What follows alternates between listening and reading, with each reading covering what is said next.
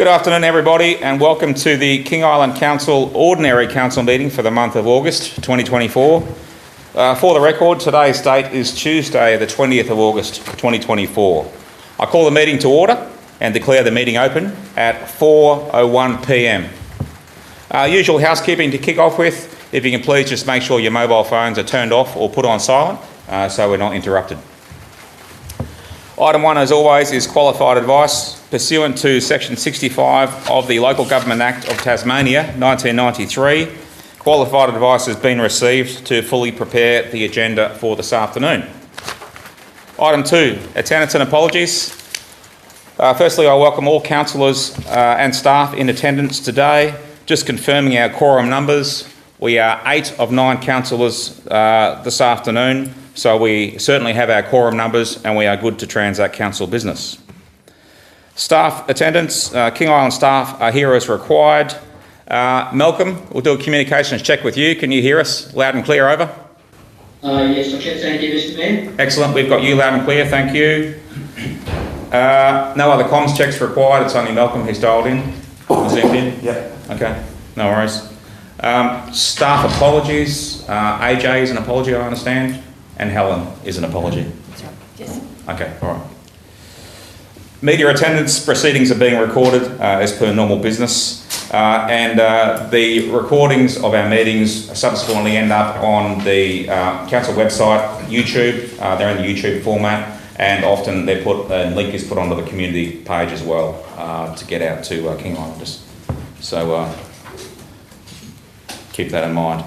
Public attendance, on behalf of King Island Council, I welcome all interested constituents that are here this afternoon, and also those who will subsequently listen to the recording of tonight's proceedings. For the opening statement, would everyone please stand? Councillors, to begin this meeting, I ask you to stand in silence to pray or reflect on our responsibilities to the people of King Island.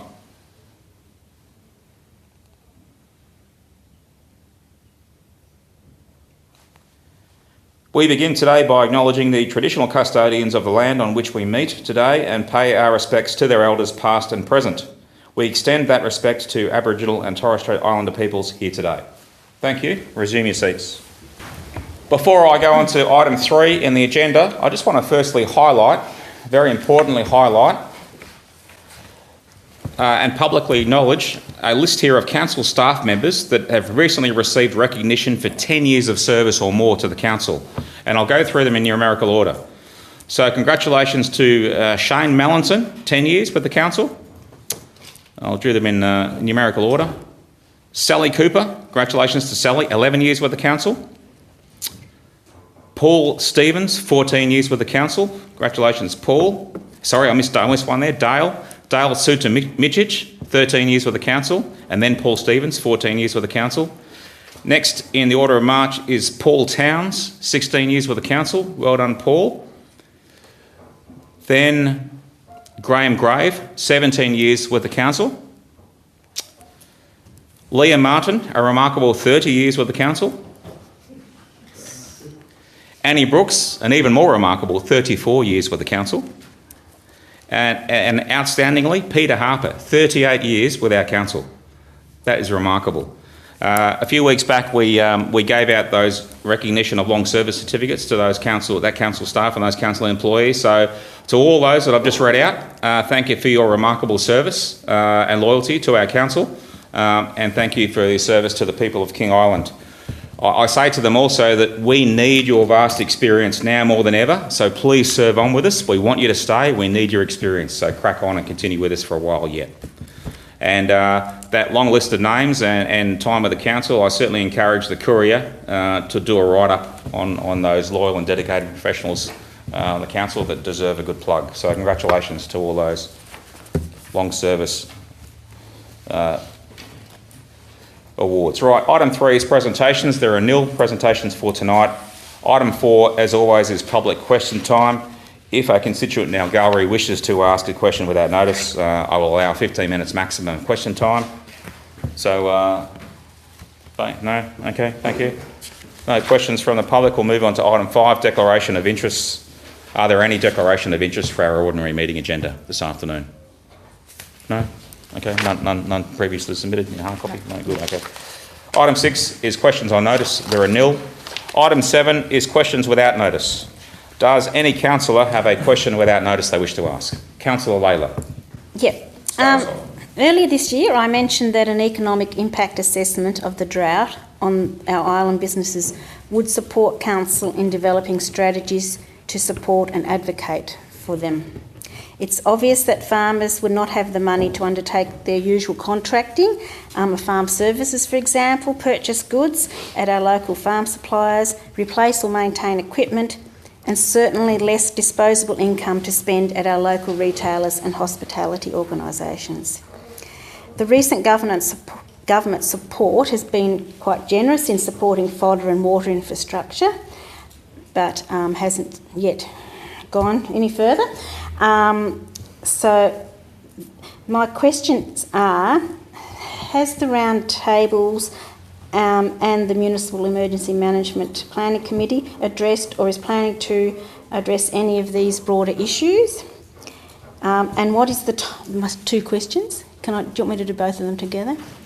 Yeah, and the second one was, what is the time frame for the Yellow Rock Consulting report as well? That's Helen's looking into. Thank you, Councillor Layla. Okay, look, some of this, I'm just thinking that some of this might actually be discussed in the Growth and Strategy Manager's report, although Helen is not here tonight to specifically answer some of those issues in detail. Through the Mayor, if we could take the second one on notice, and we'll get back to councillors because the office is not here today, so that's we'll do it back to front. The Mayor or the Deputy General Manager might like to comment on the most recent emergency management meeting, which was held, I think, 2 days ago, yesterday? Yes, to my recollection, it was held last week, and economic impact was certainly mentioned in passing, but we didn't deep dive and we didn't discuss it in detail. So at this stage, we don't have any subsequent action items or taskings to follow up on that. But noted your concern and notice all of our concern on the economic impact of the drought. It's something that we as a council certainly need to look into more. So maybe we'll take that part on notice as well. And or if we may end up discussing it a bit more, possibly in the Growth and Strategy report as well, under economic development. But otherwise, we'll. And I suppose other part of my question was, through the round table and the state government, has there been any discussion around that? I mean, I'll bring it up now because it's really quite obvious that there's been starting to be some significant community impacts, and there's some things that maybe through the Chamber of Commerce. Things like the Buy Local campaign, there's various strategies that we might be able to implement to support some of those and some of our small businesses that are really struggling. Well, through the Mayor, certainly the round table that Council was represented was certainly, that was a very key issue that was discussed, obviously. The staff, some of the staff from NRE were back on the island last week, and you might have caught up with them. And so there are some initiatives that we are working with them in terms of looking at some community planning. Happy to provide some more information to the councillors as that progresses. I'll add also that lessons learnt from the drought, we need a little bit longer before we will be ready to harvest the main lessons learnt from the drought. The emergency management, the Municipal Emergency Management Committee meeting we're planning for late November, we're planning on having a lessons learnt session dedicated to the drought, lessons learnt, and to try and list them and illustrate them and discuss them in more detail and understand them better and have subject matter experts come along who can contribute to that. I find that really challenging in that I think there's actually lessons learnt can be seen from other examples of what's happened within, even just directly within our community when the abattoir closed and there's lack of money going around the community. I think I'm concerned that we might be leaving our run a bit late to start some of these strategies.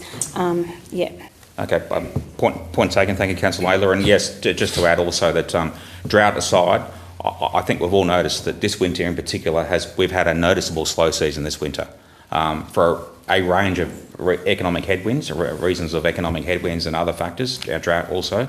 But yeah, we've had a noticeable slow season this winter on King Island, and the economic impact of the drought will be with us for perhaps years to come before we are back on an even keel as an island and firing on all cylinders. So it's certainly a pertinent question. Other questions from councillors? Councillor? Thanks, Mayor. I was just having a thought the other day when I was watching some TV show that was highlighting EVs, electrical vehicles, and recharging stations and the infrastructure involved with that. And my question goes this way. Are there any government incentive schemes to encourage communities, such as country communities, to install EV charging stations?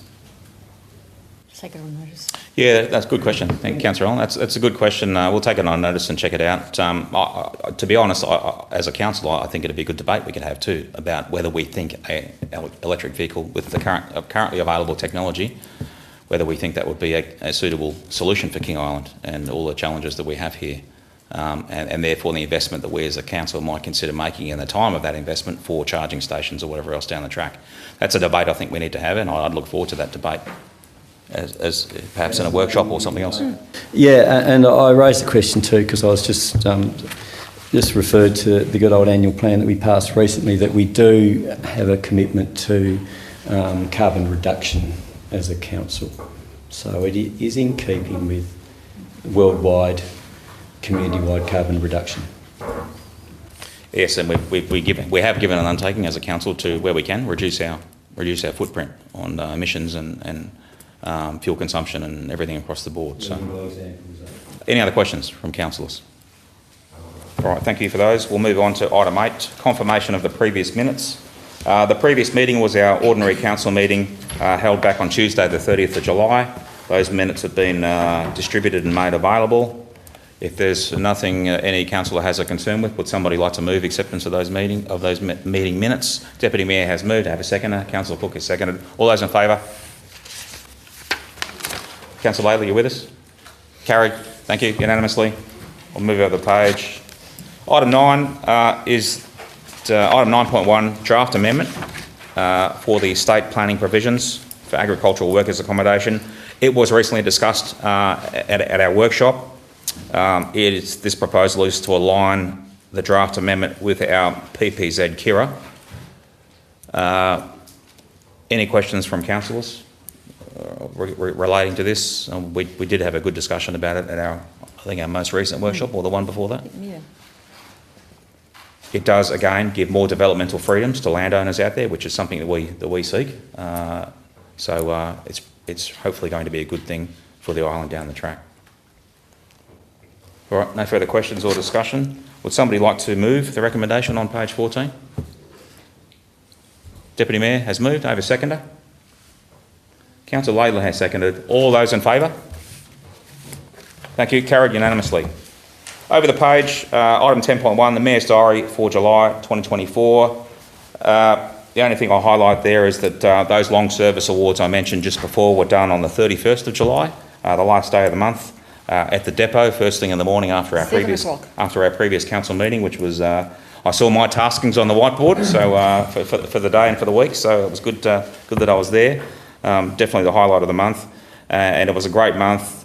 In particular, attending the Need for Feed barbecue celebrations that was held at the showgrounds back on the 27th of July. It's great to be involved with that. To thank all of those who were involved. Like many of you also, I took a couple of weeks off and went somewhere warmer for a sanity break, which was well needed and I enjoyed, so that was good. And we started the month of July, of course, at the Australian Council of Local, or the Australian Local Government Association Convention, ALGA Convention in Canberra. Myself, the Deputy Mayor and the Deputy Manager, the three of us went, and for the week in Canberra, which was great, and we had quite a few successful spin-off visits. And we covered a bit of ground between the three of us to lobby and advocate for King Island, as well as networking and everything else. So another interesting and eventful July for me. Any questions or discussions relating to my diary? Councillor Green. Yes, so you'll recall, we had Miriam Beswick MP in our workshop a few workshops back in person. The very morning after, Craig Garland dialed in for the same sort of thing. Meet and greet, introductions, and just an update on all things King Island, what our main issues were, what we want him to run interference for as far as our priorities with the state government. And he was great. He's definitely a character. Him and his chief of staff, they were surprisingly all over King Island's issues, and they were up to speed more so than others were on fishing, commercial fishing, on oil exploration off to our west and elsewhere and other things. So they were across all of that, which was great. So so I articulated our position on that and our thoughts and ideas, and Craig was very receptive to that. And I can see he's definitely going to fight the fight for us on a few issues and be a backup for us. And be the numbers as well for us, where the numbers might be required to get some of our high priorities through from the state government. Excellent. I can't wait to meet him in person, and he's promised to come across again soon, and when he does, I know we'll all, like we did with Miriam, we'll try and get him in for a workshop and have a good yarn with him face to face. Somebody like to move the diary, therefore? Do I have a mover? Councillor Layla, thank you, has moved. Councillor Green has seconded. All those in favour? Carried unanimously.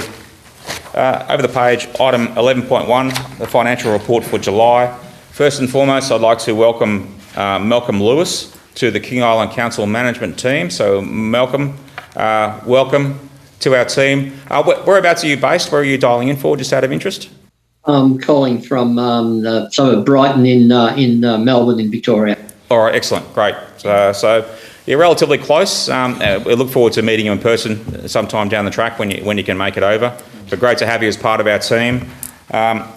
So we'll go through, and it's been a couple of months since we've had a financial report, so we may have a few questions. But I also note that the financial tables attached, pages 20 to 25, have been reformatted, and I think they've been clarified and improved. And in particular, the Capital Works project status table on page 24, I think, is a very useful scan of the dials for all of us councillors to see where we're at with projects and how they're performing and what they're all costing us. So I thank you, Malcolm, for those improvements in transparency and just an easier to read format from myself and the other councillors. I'll go to the councillors now for any questions or discussion. Through the GM, Malcolm, at your discretion to mention anything you'd like to specifically, give anything a plug you want to. Through you, Mr. Mayor. I guess you'll see the format, the key change of a format, but everything shown is in thousands of dollars. I think that's more appropriate.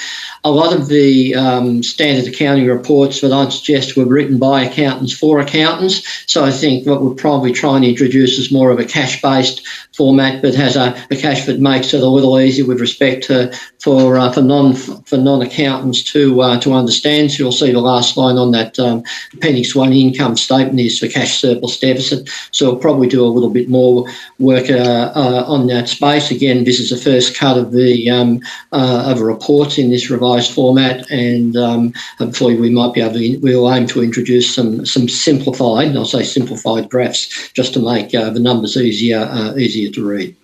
It's always essential for us, or for all of us, councillors, elected officials and staff, to know forecast costs versus actuals as something's in progress, and moreover when it's completed. It's always nice for us to know what it actually cost us, if we made a saving or if we had an overrun, within reason, within an acceptable margin.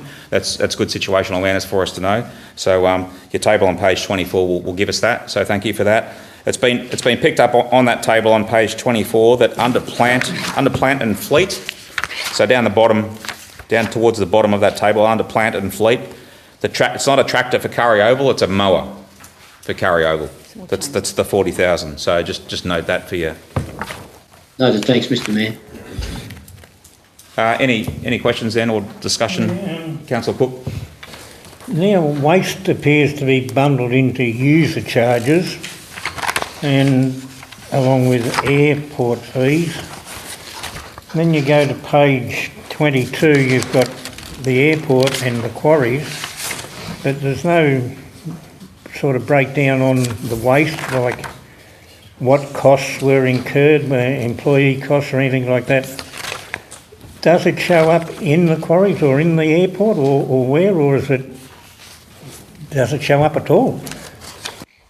So just through you, Mr. Mayor, if I just clarify, so this is a question regarding, so page 22 on the quarries, you're referring to it wasn't coming through as clearly as what I'd like, councillor. Was that the employee costs of the quarries? Was that the question? The employee costs, etc., all costs incurred with waste, where do they show up now? The waste costs for the quarries? Waste as in general waste. not quarry waste. Oh, general waste. Okay, so I guess the general waste cost would appear, but we can provide a breakdown of that if council wishes, through the contracts and materials. So on page 20, so waste costs would be split up within, given the fact that these are contract costs. If they're contract-based costs, they'll be in the contract line, but showing a $200,000 actual spend for the month of July. So that we'll take it on notice. Yeah, we've got we do have some improvement to do with our waste tables and our waste data. That's been something we've identified for a little while. Some of it will end up in the operational works report, and others will end up in the financial tables there, especially with tip income and other things. But we've definitely got a bit of work to do improving waste data across the board. So I think, Malcolm, to be fair to you and to Councillor Cook, it'll be a work in progress for a few months before we get there, before numbers that we're confident are correct and accurate are flowing through to you to be tabulated in your tables. So I think they've probably got to go through the waste group first and pass muster with the waste group before they can come to you. So yeah, we'll take those on notice and note those. Any more questions then relating to the financial report or the financial tables? There's no further discussion. Would somebody like to move that Council receives and notes the financial report for the month of July? Councillor Healy has moved. Councillor Green has seconded. All those in favour? Carried unanimously. Across to page 26, item 12.1, the operations report for July. First and foremost, I just want to commend both the airport and the works teams for the very, very quick fix of the main runway they did on Saturday and yesterday. So thank you for your two teams piling in and getting that fix done, so that the only impact, as far as I'm aware, is the Rex flight Saturday morning was delayed by 30 minutes, but otherwise everything else still made it in, which is pretty remarkable, all things considered. So well done to the works and airport teams. Operations report, again, there's a new table, a couple of new tables in there, which I'm still getting my head around. I'm sure it's the same for the other councillors, but again, it's good to see that information has been provided to us. And if the councillor's got any questions about that, or at the discretion of Paul, if he'd like to highlight anything about those new tables, I'd welcome that. Councillor Cook. Yeah, just a quick one for Paul. I think he's all over it. But you got Heddles Road. There's a difference in cost per square metre of $2.16 per square metre to reseal the 3 metre width road at Heddles and the 4 metre width road at Heddles. Why is there a different cost for the same road? I actually went out, had a look at it, and you can't tell the difference between the two sections of the road on the width of the road. But what I do when we're doing the reshedding program, I generally allow 26,000 per kilometre. So if you got a longer stretch of road like North Pagara Road, we're doing 7k, say, we can do that a little bit cheaper even though it's a bit wider. So it just works out on average 26,000 per k, or if you want to get it back to square metre, it's roughly $5 a square metre for the reshed program. Councillor Allen. Yeah, thanks, Mayor. The question relates to the table on page 28 and refers to Moores Road. I'm assuming that's Moores Drive. And if it is Moores Drive is that the bit that's the end of Charles Street? Yep. So it's the end of Charles Street, it's where the loop is at the end of Charles Street.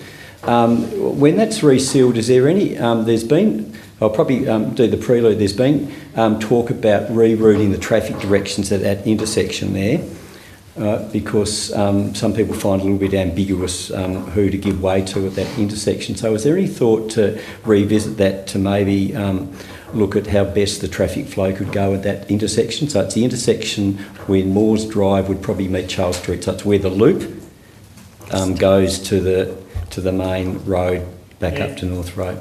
We can have a look at that. Yes. But as I said in the the explanation, we only do the reseals every 4 years. Yep. And that, like we had all these roads and the square metres on the roads, right? So I just put in the $10 per square metre as a guess. My guess, in truth, is it'll be nearer 20. Yep. So some of those ones down the bottom may well drop off. Yep, I'm following. Yeah, thanks for that. Yeah, I just sort of might be a But yeah, we'll look at that. I might go and have a look with you if you want. possibility. Yeah, two kill birds with one. Kill two birds with one stone. Second question's to do with the. There must be the grassy footpath here. The grassy footpath, mighty good-looking footpath there. So it terminates at the pedestrian crossing in Grassy. Is that pedestrian crossing compliant? Because I'm not aware of any signage being there to alert drivers to that pedestrian crossing. I've never seen anyone on the pedestrian crossing, apart from some tourists taking the Beatles photo, you know, the album shot. All right, there's been the Beatles album shot taken on that crossing, so it serves a tourism purpose. I've never seen anyone crossing there, but whether the crossing is actually compliant with the signage requirements. Through the Mayor, we'll take that on notice. Yep, thank you. Fair question, and it's a state growth. We did have to put some signs back up because we took them down when we were doing the footpath. Yep. It's like a kid walking across the road. Yeah, gotcha. Yep. Whether it's compliant, Yeah. that's the first I've heard of that. But, Yeah, And it's a state growth corridor, as far as I'm aware, down there to Grassy, and I recollect that we weren't able to lay down a proper pedestrian crossing in our high street here in Curry, on Main Street on Curry, because we didn't meet the throughput requirements or whatever else. But we've got a pedestrian crossing in Grassy, which there's probably, well, I'm sure there's less traffic than the Main Street of Curry, so I just find that interesting as well, something we better check out at the same time. yeah, it'd be worth checking out whether State Growth commissioned that work or whether that was an initiative done by the King Islands works team of the time. Yeah, or possibly Grassy Beatles fans or something. Yeah. Could potentially be a road. That's right. Yes, as a council, It's a great photo, I can tell you what. we better get to the bottom of that and tidy up as required for sure. Thank you, Councillor Allen. You got it? Abbey Road photo, that's the one. Yeah. Otherwise, just on Grassy, the two footpaths on either side of the main street there in Grassy have been recently completed by the works team. It looks great. It's taken a long time, but finally Grassy has a high street or a main street, and hopefully that'll bring more visitors, more traffic back, and help give small business a leg up to continue to revive Grassy. So thanks to the works team for that. Any other questions then relating to this report? Somebody like to move the recommendation on the operations report for July be received? Deputy Mayor has moved. Councillor Cook has seconded. All those in favour? Councillor Allen, you with us? Carried. Councillor Bowden? Yes, carried unanimously. Over the page. Item 12.2. Airport report for July. Now, this is our last meeting, our last council meeting with Colin. So, as Mayor, it's my melancholy duty to firstly farewell Colin Fort as our airport manager. Colin, we're sorry to see you go. Thanks for all the great work you've done with us, and thanks for serving the King Island community and the council. We sincerely wish you and your family all the best for the future. Thank you, Mr Mayor. Thank you all the councillors. I'd like to recognise too that all of the work that all of the councillors do throughout the week that a lot of the community don't see, and it's been really good working with you. So thank you. You going anywhere exciting? Sailing for a couple of weeks off Queensland coast. So. That sounds pretty pleasant. All right, that sounds a good first step, I reckon. I just note for the record, I'm sure it might be asked, but I'm sure it's foremost on people's mind, but for the record, we are now creditors, our council are now creditors under the administration of Rex Airlines for landing fees that are owed to us. So we're official creditors, we have voting rights, and I don't know where we sit in the long list of creditors, but we're on there just for information for the council and to make that known. Anyway, so that's that. Any questions or discussion from councillors regarding the airport report? Okay, we have a slight upswing there in aircraft movements, which is good to see. Hopefully that upswing will continue. I was just going to make mention that Rex continue, don't they? They continue their 2 services a day tempo. Before they went into administration, they continue that same tempo today. as far as I can ascertain, their on-time performance and whatever else continues on as it was before. So they have their good days and their bad days, but at least the tempo of those 2 Rex flights per day continues. And the federal government recently announced that they would guarantee forward bookings for Rex. For people who buy bookings for Rex regional routes, the government will guarantee those that money or those, that investment moving forward. And so we as a council continue to travel Rex and book our tickets with Rex with that confidence.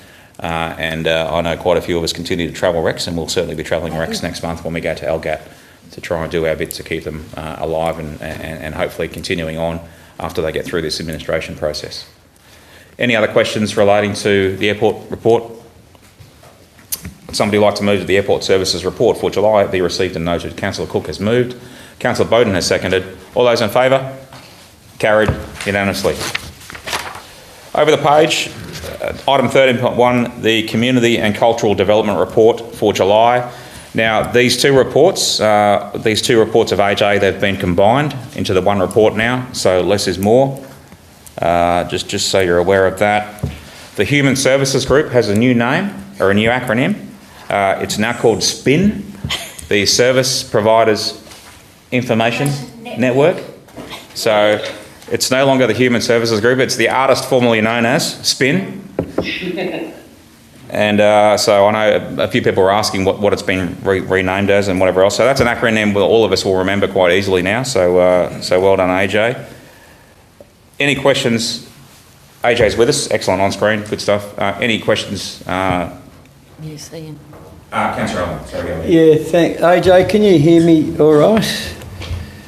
Yeah, I can. Yeah, Beaut, thanks. Just through the chair, please. The question relates to page 33. It's the paragraph to do with the off-island art consultant. There's a sentence just alluding to there's concerns about the cost of the off-island consultant and concerns that are high. I'm just interested in, not names, but the group that's concerned about the cost. Is that coming from councillors or is it coming from community members? Across the board, it's also coming from myself looking at previous budgets and the work that's been allocated. A lot of it was in revisioning the gallery, and that's been completed. So the cost should actually be reduced in the next 12 months for that consultancy fee, and will mainly only be for the assessment of the air project and maybe a few other bits and pieces.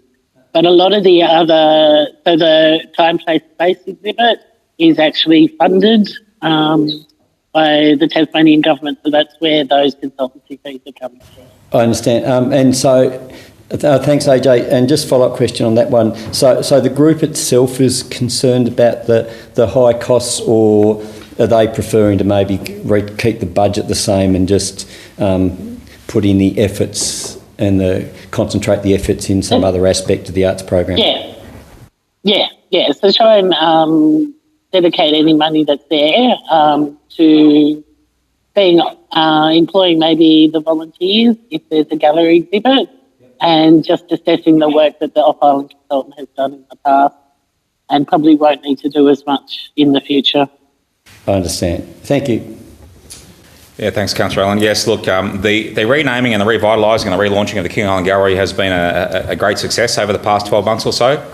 But and after that success, and based on that success and that momentum, there hopefully will come a time where we can throttle back a bit on external consultants and produce some savings there that we can redeploy to other areas of need in the council. So glad to hear you working on it. Thanks for that question. It was very pertinent. Any other questions then relating to AJ's report or combined reports?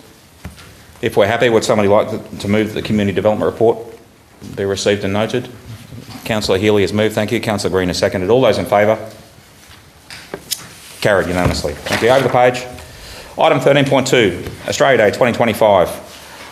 Now, we've discussed this recently in a workshop, and we've got a few gaps to fill in. So before I call for a mover or a seconder on this, let's just, if we can, confirm firstly that we are happy with Rikara School, Old Rikara School, to be the venue for Australia Day January 2025.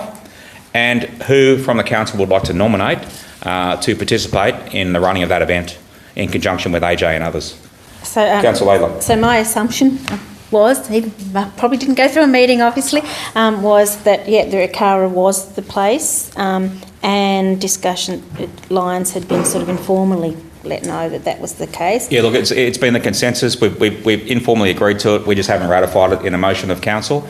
And it was Linda Payne, the current King Islander of the Year, who first came to us based on her having just been crowned King Islander of the Year, called in her first favour and said, I really ask that you bring it to the Rikara School next January. So that was the first approach, and yes, clearly it's a place that we seem at this stage happy to go for January 2025. And then subsequent Australia Days, we'll consider down the track on merit where we think she should go after that. I've actually got a motion that will sort of head that way. Yep, and I'd also, quite happy to be one of the councillors on the working group, just as a... Okay. Yep. Councillor Allen, please, go ahead. I'd like to be on the working group if I can put my name in the motion. Okay. It's in. All right, so we'll just quickly update this as we go. Make sure we're happy with the wording before I call for a mover and a seconder. I've got some motions. I've worded something here. Okay. If that's okay. I'd like to move, please, Mayor. Motion 1 is that the Australia Day event be held at Rikara in 2025. Yep. And Naracoopa in 2026. Okay. Motion 2. Okay. I'll just let you pause until you get to the end of that. Just hang on, Councillor Allen, just wait until Leah catches up. Yeah. So we're going to move for Rikara School next January 2025, and then Naracoopa after that. Okay, I think I'm pretty sure we're all happy with that. That's great. Excellent. Set ourselves up for a couple of years. Good. Leah, tell me when you're ready for motion 2, please. That Councillor Allen and Councillor Laidler be appointed to the Australia Day Working Group. And thanks to you both for nominating. That's great. And motion 3 is as written, but just type in that council prior at the start of that sentence to make it. The council will go, that council then goes seek expressions of interest, and then the rest of what's in the recommendations. Oh, yeah, but just grammatically, the first one says that Australia Day event be held at Rikara, the second one that Councillor Allen, Councillor Laidler. Oh, if it works grammatically, I'm quite happy to go with it. Yeah. All right, excellent. Thank you. We've filled in the blanks. So, Councillor Allen, would you like to move that amended motion? Yeah, I'd like to move those motions. Have a seconder? Yeah. Councillor Laidler has seconded. Councillor Allen, you're welcome to talk to it further if you so desire. Probably the one that's...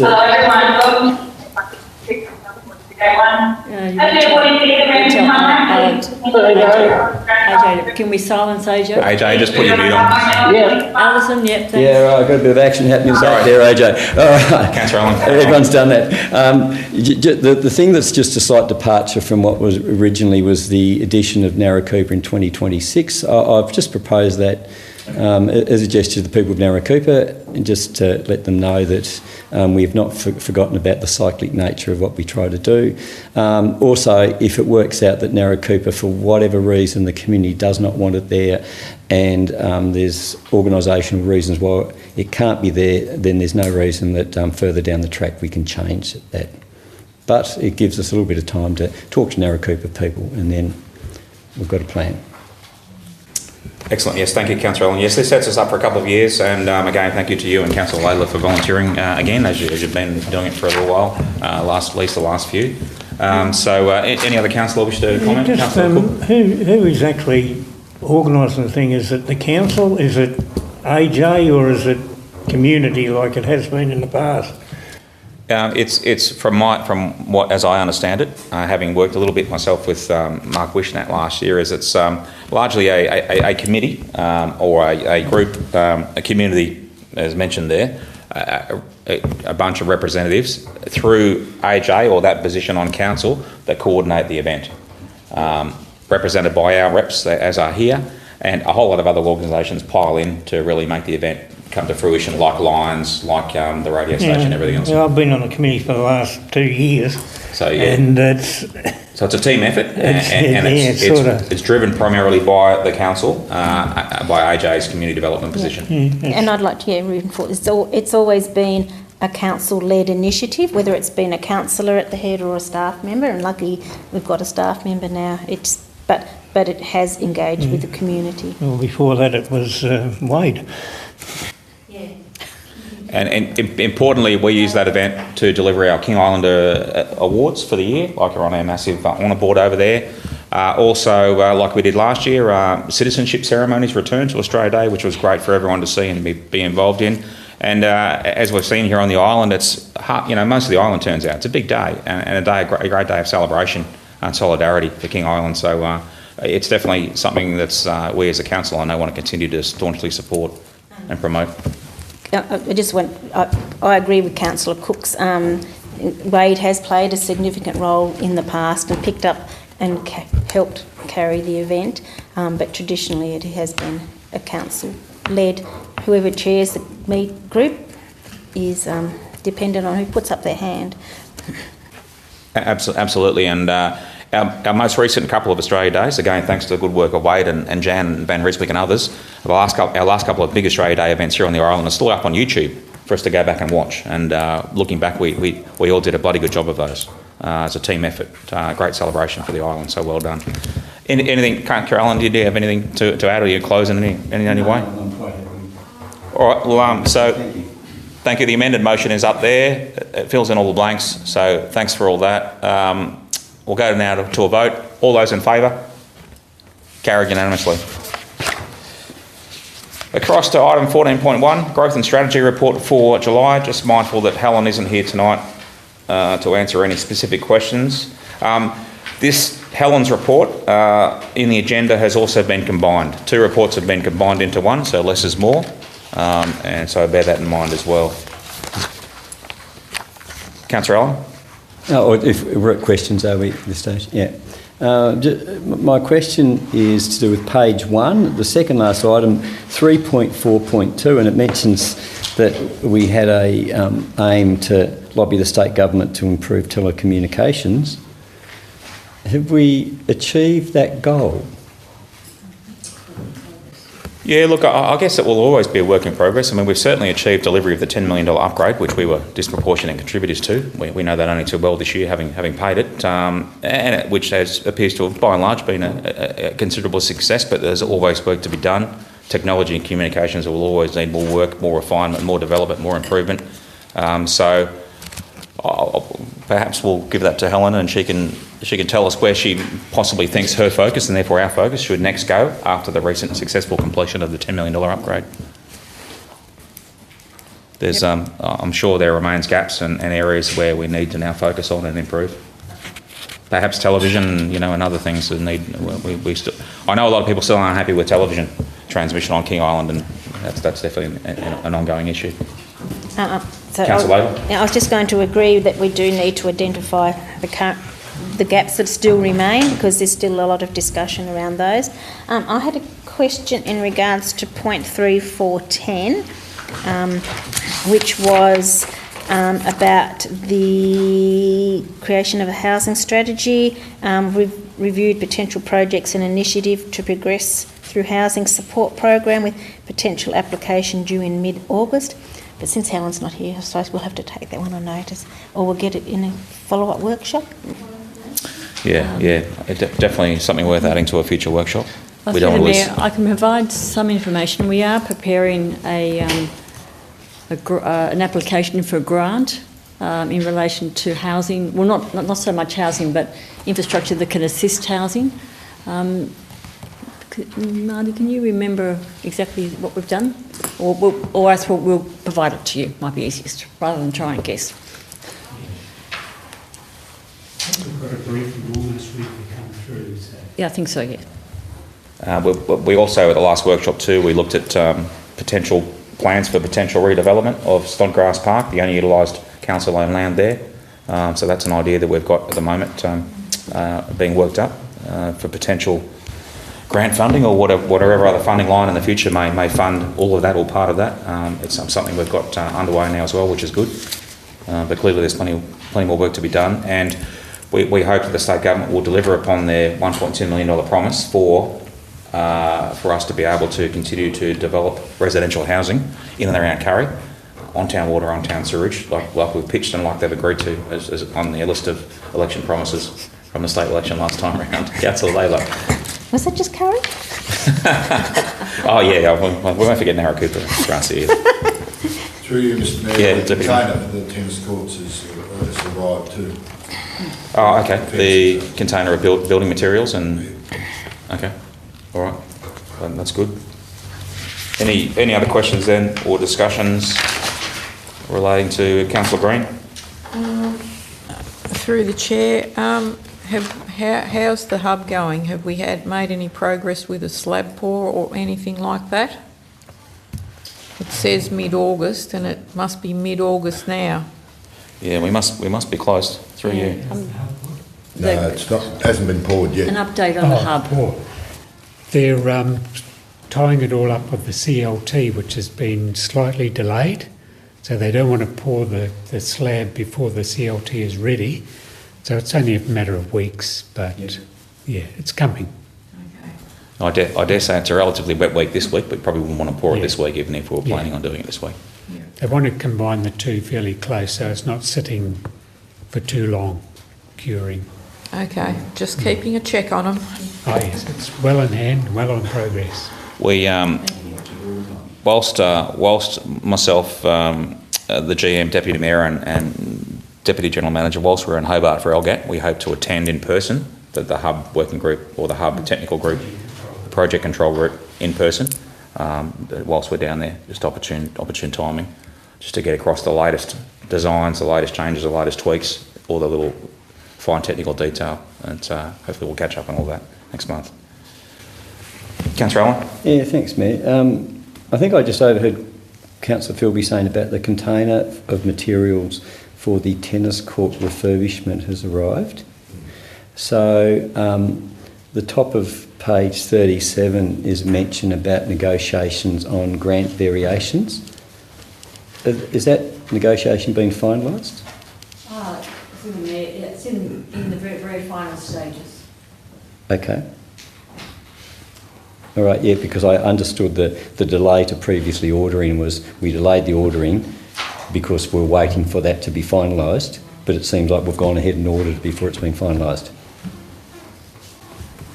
Unless it's just that's fencing. A statement. Sorry, there's no question there, so we can move on. Unless it's just the fencing, which we as a council are obligated to replace or improve or make safe one way or another. Maybe it's that. Yeah, that's okay, but I'm just reiterating what's been explained previously. We'll add that to for Helen to confirm. Take on notice. Yep. I dare say we'll probably have another workshop on that very subject soon. Yes. Councillor Cook? The conversation with the leaseholder at the boathouse, has that been had yet, and what was the outcome? I read that through the Mayor that it's in progress, but I don't suspect it's happened quite yet. No. All right, no further questions or discussion. Would somebody like to move that the Growth and Strategy Report for July be received and noted? I have a mover. Councillor Cook has moved. I have a seconder. Councillor Allen has seconded. All those in favour? Carried unanimously. Over the page, item 15.1, General Manager's Report for July. Again, much of this has been discussed in recent workshops. At the discretion of the General Manager to highlight anything that she wishes to highlight. Through the Mayor, just again, as the Mayor mentioned, we are keeping on top of the REX issue, and you'll see on page 69 that I attended the workshop with the Minister for Regional Development, Local Government and Territories, it's a long title, and also the creditors meeting for REX through EY. So we're just keeping tabs on that. As the Mayor said, there has been a guarantee that REX will continue flying, and hopefully will continue to be supported by the local people. So that was just to highlight that, but happy to have any more questions on anything else. Councillor Healy. And just simply that it should give the flying public a huge confidence that particularly regional airlines, particularly regional routes. I gather city-to-city routes has been scaled back significantly, but regional routes are not going to be affected. So please feel confidence that Rex is not going anywhere, according to many statements which have been made. Yes, we certainly want Rex to thrive and survive, and out of the other end of the administration process, when we look forward to dealing with the new management, whoever that will be, resetting the relationship with that new management, and then growing together, because we know that there's so much growth potential here for King Island, and if Rex with a reinvigorated management, realising the potential of King Island moving forward, we could really, we could really increase capacity and improve a whole range of things associated with air travel on and off King Island. So I certainly look forward to that opportunity. I know we all look forward to that opportunity. But in the meantime, we're continuing to be good customers, loyal customers of Rex, and use their services. As I mentioned before, we're still making most of our council bookings with Rex as suits, where Sharp's not available or whatever else. So you're right. King Islanders, tourists, whoever you may be, should continue to book with confidence Rex services, and we'll, and as I said, we'll give them the best chance of coming out of this process to the betterment of King Island and the opportunity for us to grow together. I note that we have a new ranger starting on the weekend of 2 September. So it's great to have that position filled on the council finally, especially someone with the background of the individual who's coming to us. So we look forward to that in the future. And the replacement of Colin, the airport manager, that's being advertised, isn't it, at the moment? I'm going through applications, Mr. Excellent. Mayor. Okay, all right, good. All right, that's in hand. And we also have new works crew, I note as well. Yes, we do. I should have mentioned that up front in my meeting. We have a new works crew employee. Jennifer. Colin, help us, Tidy. or Paul, help us. Jennifer Tidy is the name. She's got a background in horticulture and she'll be a good pickup. Yes, excellent. So welcome to the King Island Council team. And it sounds like they're skills we need on our team. So great to have her with us. I met her in passing yesterday. Oh, okay. Her first day working for us yesterday. She was introduced around. All right. Any more questions then, General Manager? If not, would somebody like to move that the report be received and noted? Councillor Laidler has moved. Deputy Mayor has seconded. All those in favour? Carried. Oh, sorry. Councillor Allen, you with us? Yeah, I am. Carried unanimously. Yeah, it's all right. It's all right. Thank you. Carried unanimously. Over the page, item 15.2 is the recent workshop we held. Only one recently, last week, the 6th of August. Shouldn't be anything specific we need to raise or discuss. If we're content, would somebody like to move that the council workshop report be received and noted? Councillor Cook has moved. Councillor Bowden has seconded. All those in favour? Carried unanimously. Over the page, item 15.3, the information report for July. Start off with building permits and procurement related issues. Any questions relating to pages 46 or 47? Before we move on, we were just going at the last line item on the procurements table there that says the materials recovery facility plant. We noted earlier today that we're going to just confirm and check that if that's the baler or if it's some other piece of equipment. But we don't think it is, but it's different to the recyclables truck further up, so we just need to confirm exactly what that is. All right, we'll move on to the actions list from page 48 onwards. The Old Chestnut, the War Memorial Park, we actually do have some progress tonight, some exciting progress to report. So at your discretion, GM or the Deputy General Manager, to report on that progress on page, well, it's actually over the page on page 50. We received an in-principle agreement, haven't we, from... We have indeed, for the surveyors to come in and survey that piece of land. Once it's surveyed, it'll go back to the Minister, who will do whatever the Minister does, to pass it on to Council. The natural fallout question, I'm probably sure that, again, so it's asked further in the actions list, the natural question for us then is are we bold enough to progress or to put in our permits, to progress our works with that we can approach the Crown to progress it, and they'll probably give us permission because it's going through a formality process. They don't see any barriers to the land coming back to the council.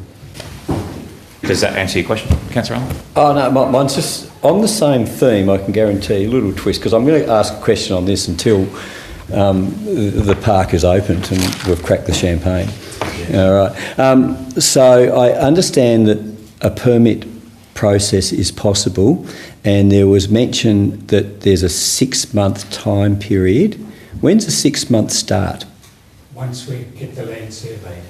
Okay, so we haven't started the stopwatch yet. Not yet. Okay, all right, I understand that. And so, but the permit pathway is a definite possibility. Are we going to go ahead now, as we have done with the fence round the tennis courts, and order the materials? So it means, because knowing there's a delay between placing an order and things turning up on King Island on the Magic Ship, right, so are we going to be gutsy enough to place an order so once that little piece of paper comes back, we can actually turn the first sod? Well, through the Mayor, can I just a question for Councillor Allen? So as you know, there is some discussions with the RSL that they want to potentially make some amendments to the plan. And I think in fairness to the RSL, we would need to at least workshop that with the council before we progress. But that will be in council's hands. Okay, and the question is, can we then do that as a matter of urgency? Absolutely. Thank you. And then once based on that, can we then go ahead and order some materials prior to the magic piece of paper arriving? Through the Mayor, yes, that's my understanding. Yeah, I think, I know I speak on behalf of all councillors, that we will be prepared to take a chance on a bit of catch-up if we think the timing is right, and if we've got sufficient momentum to be able to order materials in advance, especially to be delivered when the weather improves, heading into late spring, summer. That would be brilliant. All right, so we'll move through the actions list to see if there's any other questions or items that need to be discussed. Do we have the ablution container siting? Do we have an estimated time of installation for that? Work in progress? October. October? Okay, all right. After footy season. Okay, all right, thanks. And just slightly related, and not just playground equipment, it's lovely to see the new swing arrangement down near the wharf, and the removal of that unsightly little shed or whatever it was. So, yeah, well done. Thank you.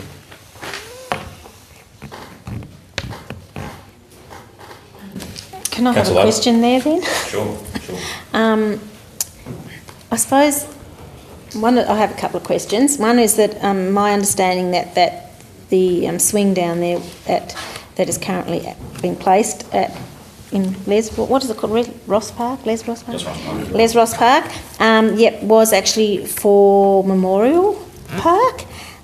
And two, that we were going to do some more planning on this whole Les Ross Park site, given the change with the footpath going up the hill and the Lions Club wanting to put up. We still haven't worked out where the Lions Club sculpture thing is going to go, and we were going to look at a shelter over the barbecue.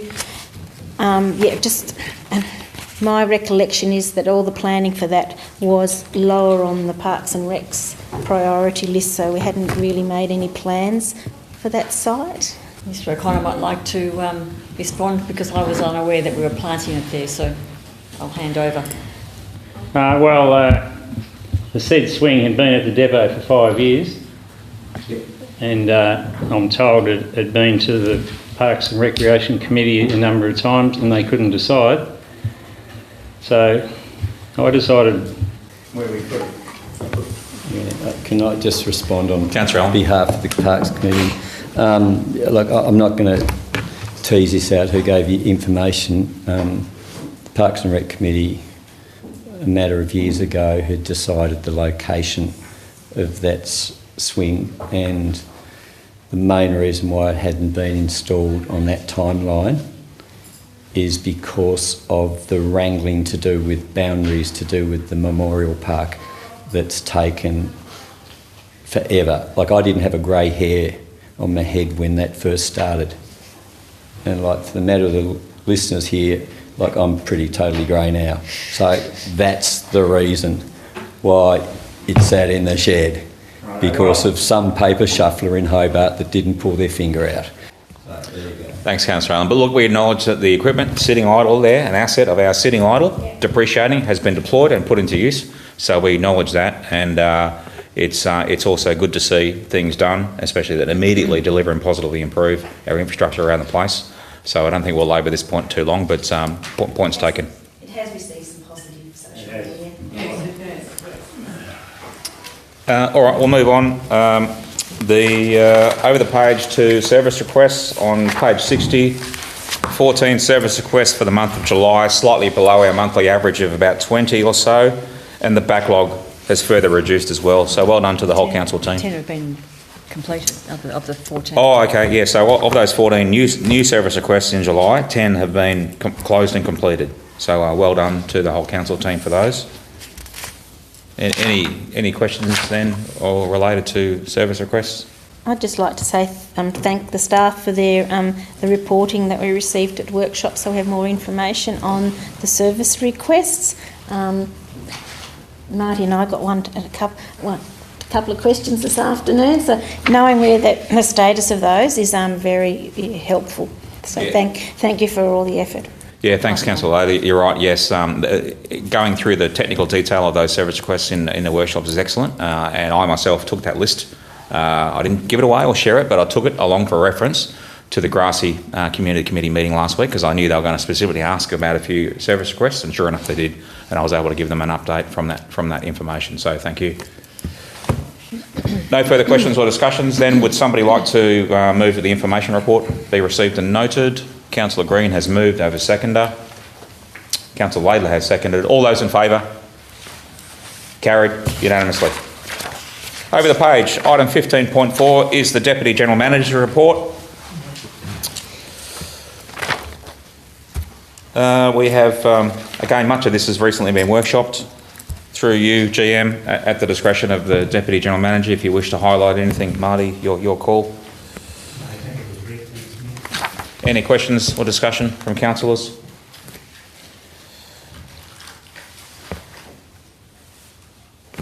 All right, we'll move through to the recommendations on page 65. Would somebody like to move that the Deputy General Manager report be received and noted? Councillor Healy has moved, thank you. Deputy Mayor has seconded. All those in favour? Carried unanimously. Over the page. Right, item 15.5. Public Safety Camera CCTV proposal. This is the main event for tonight's council meeting, no doubt about it, so we'll get stuck into it. As chair, I propose that for this agenda item, we have our general discussion as a council first and foremost, prior to moving any constituent recommendation down the back for the CCTV system or the individual recommendations on 74. I think that will better set us up for the priority order of which recommendations we move and also what are likely to be supported. So that's what I propose. I'll open with a soliloquy about CCTV, and then councillors, at your discretion, you're welcome to add to the discussion, and we can go from there. As Mayor, I'll commence with the opening soliloquy to get this CCTV discussion going. I thank councillors and council staff for their feedback and for allowing additional time to better understand the risks and benefits of deploying CCTV systems around the island, and for taking additional feedback from our constituents. I thank our constituents for their robust feedback on this topical issue. CCTV has proven to be a sleeping giant in other council jurisdictions recently, so we have been prudent to take a bit more time to carefully consider adoption here on King Island. The case for a limited footprint of CCTV on King Island is now better understood by council. Community safety in general, crime deterrence, crime prevention and crime investigation, traffic and pedestrian monitoring, emergency management, utilities monitoring and improved situational awareness of selected public areas will assist us in many ways. That is why it has been introduced in most of the developed world. The case against CCTV writ large on King Island is also better understood by council. We are a small country community that is blessed to be a low crime environment. I assure you we have no Big Brother ambitions to become the East German Stasi and undermine individual freedoms or privacy. We also acknowledge your concerns about intrusiveness, system ownership, accessibility, as well as the security of data. As a veteran, I'm the biggest proponent of freedom and privacy, but I also run a council that exists to protect and to serve. And I also say that CCTV has nothing on social media. As Mayor, my job, my primary function is to create a balance. As a council, we must make decisions for the future in the best interests of King Island. We are not making decisions to relive the recent past. We therefore cannot assume that the way things have always been is the way it will always be here on King Island. Take our recent drought as an example. As we further develop and increase our population, our stated aspiration as councillors, we must make decisions to equip ourselves for that eventual practicality. I loved and missed the 1990s, let me tell you, but they're gone. I think we will be derelict in our duties if we make decisions that keep us in the 1990s and not to equip ourselves with more options for an uncertain future. Again, there is a balance where we can modernise our operational approach and technology whilst not destroying what truly makes King Island, our country lifestyle here, unique. I am therefore personally satisfied that the 3 proposed CCTV locations, the airport, Main Street, Curry, and the Curry Oval complex, are an acceptable small footprint for initial deployment. I'll be supporting and voting for those 3 locations. I also support a review after operational implementation of, say, 18 months or 36 months at our discretion to assess the effectiveness of the CCTV systems, what they cost us, and then as a council we can consider options as to if we continue the CCTV coverage, if we tweak it, if we relocate it, or even if we may consider decommissioning systems in the future if we deem justified. So I commend these considerations to you to start things rolling. So, Councillor Allen, you're next, sir. Does that mean you've moved them? No, I'm not moving. I'm just putting that out there before we move any of the specific recommendations for consideration. Just a point of order. This is clearly against meeting procedure, because the meeting procedure in the Act says that you have a mover, a seconder, and then discussion follows. This is just such a big departure from how we go about business. We have 3 distinct recommendations. Each one of them are for a constituent part of the total CCTV system, hence the point I made. So I'm trying to illustrate how I propose we should tackle this and how we should go, and commenced the discussion to head down that avenue. Would you like, Councillor Allen, if you'd like to move something, you're welcome to move something. Yeah, I'd like to move this recommendation that Council approves the installation and commissioning of the CCTV system. Leave for the sake of your typing, it's the 3rd one, as per scope of work provided by Legat, LGAT, in the area defined on the field of view C, King Island Airport. Okay, thank you, Councillor Allen. So Councillor Allen has moved the recommendation for CCTV installation at the airport. Do I have a seconder for that specific recommendation? Deputy Mayor has seconded it. Councillor Allen, you're welcome to talk further to that specific location if you wish. Yeah, I have. I've sort of, and I'll speak again on this. It's been an issue that requires a fair bit of thought and a fair bit of information gathering. And I'll speak later. I've talked to just such a number of people, and including our student representatives up at our school here on the island, and the consensus opinion that I've heard is people understand the advantages of having that system there at the airport, and I have not heard objections for that apart from minor tweaks to do with the particular locating of them, so the technical aspects. But when it comes to the principles behind having CCTV or surveillance cameras at an airport, the consensus of the community seems to be supportive of that. Thank you, Councillor Allen. I certainly support the motion. Other councillors? Councillor Hill? Yes, I'd like to just throw in a bit of discussion there. In my speaking with people, and we're just speaking about the airport at the moment, the actual siting, to pass the motion as written, is in the scope of works by LGAT as defined in field of view, field C, negates the long-term car park and also the entry on the end of Morrison Avenue. I have grave reservations that the proposed spots that they're as indicated in blue in the maps are the best possible situations. Community consultation indicated that the long-term car park was a priority and the entry off the end of Morrison Avenue was a priority. So, as written, we would be accepting the position as marked in blue on the map. Is that correct? Yes, mindful that it's a new system. There will be some developmental tweaking with the new system. It may deliver performance greater than or less than what has been described to us. So we know there's a little bit of fudge there. So mindful of that. There may be the ability to be able to align the cameras in different directions or as we go along to improve the coverage or to expand the coverage or to zoom in or whatever else. So I think we'll just have to accept that there is a developmental margin with these new systems, and there will be a little bit of trial and error as it is rolled out and delivered. That isn't... it's not my understanding that the scope of works provided by LGAT. My understanding is it's as marked in blue on the map. Am I incorrect? Chair, any more than that? Well, through the Mayor, I might hand over to Mr Ford, who's been more involved in this since December last year. But the other thing to consider, which is in the report, is that if, for example, the council wished to add a camera at its own cost, they can use the current infrastructure on the long-term car park. So that's an option, which is in the report. But in relation, so just to clarify, your question is this what LGAT has recommended or is this what council's recommended? Is that the question? I have just had a lot of community feedback saying that the long-term car park and the entry to the airport are far more important than over the front door at the airport, for example.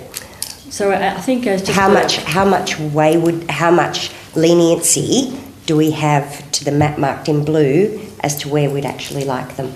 So I think I did through the Mayor send an email to councillors outlining that we are of the view that this has been agreed by the funder, which is LGAT, and at this point in time to try and make wholesale changes would not be accepted by LGAT unless you want to then have council funding a different configuration. And we say that because LGAT have sent technicians to the island.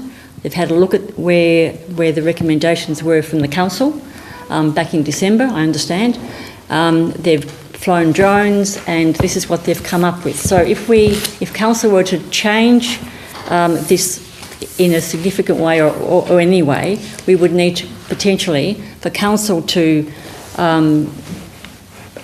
have fund another technicians to come back and do it all again. So that's my understanding, but Mr Fort might like to elaborate on that. Yeah, I think the LGAT installers came across and they've done that assessment on all of the positions that were put forward. So that was, I can't remember, that was back in June, I think that was. So any changes now would obviously have to be put back to LGAT to see whether that was possible in the first instance, and then the next bit would be whether or not they would send the installers back over to re-quote. In terms of the installation of the equipment, it's going to be certainly easy to add other cameras to it once that infrastructure is in place.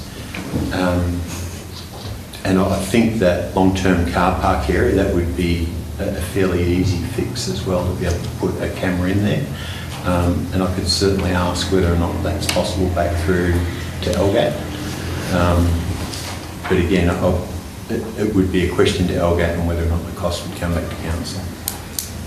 But certainly, again, accepting that there is a developmental part of this with a new system, it may perform better or worse than we think, and it may be able to deliver us greater coverage than we initially thought, or whatever else.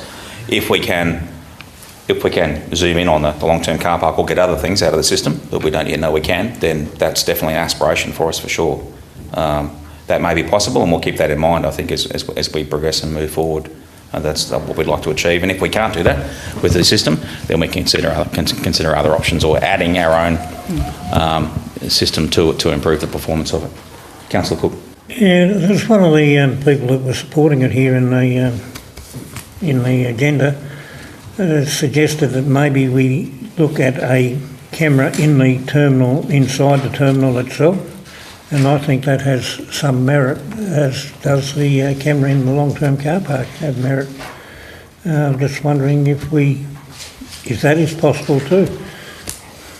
Well, through the Mayor, I think this is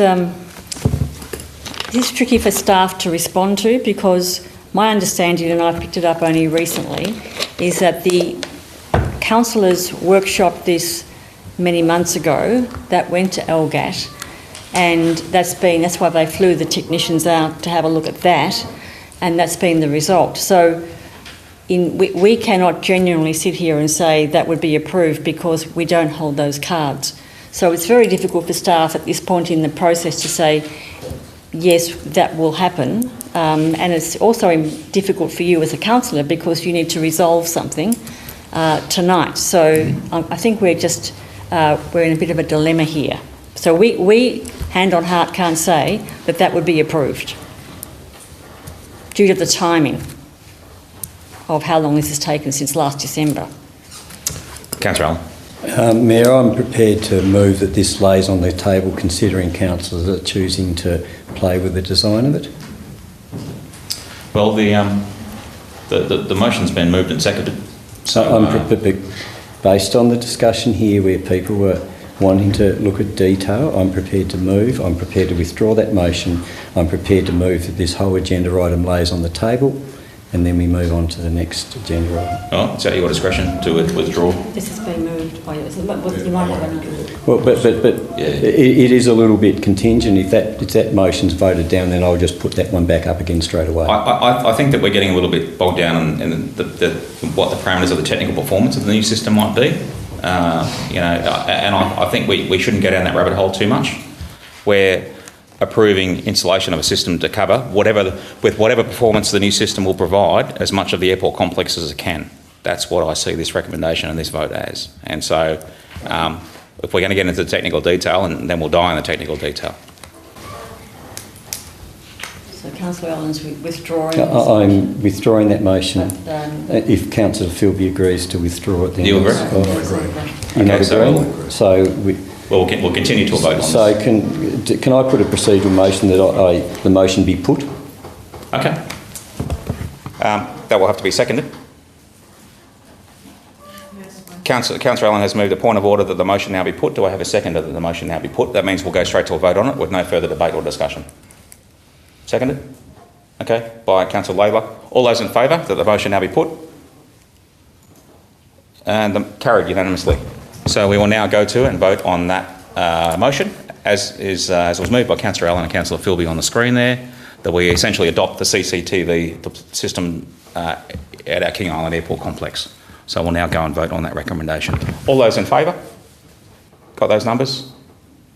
7, 4. All those against?